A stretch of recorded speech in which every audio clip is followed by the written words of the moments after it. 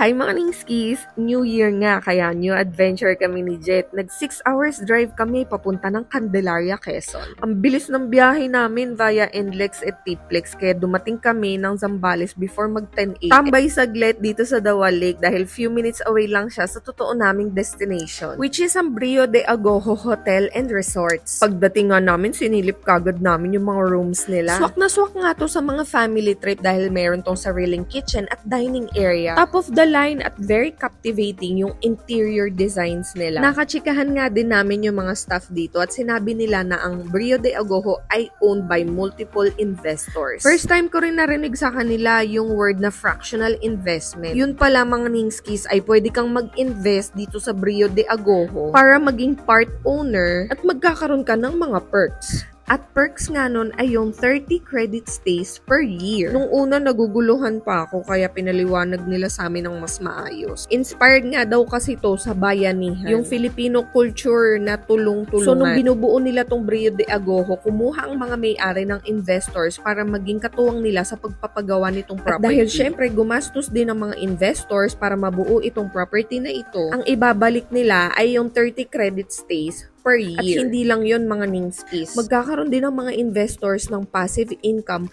per year depende kung magkano ang kinita ng hotel sa loob ng isang taon. Kumikita ka na, nakakapagbakasyon ka pa at the same time. Na-excite pa ako lalo nung sinabi na may beachfront access sila. Naalala ko nga, simula nung kinasal kami, never pa kaming umalis na kaming dalawa. Kaya sinamantala namin tong pagkakataon na to para makapag-banding sa isa't isa. Yung walang ibang iniisip at lalong-lalo na walang mga bata. Dito kami nakapag-usap ni Jet na talagang malalim na usap. Sinabayan namin yung sunset.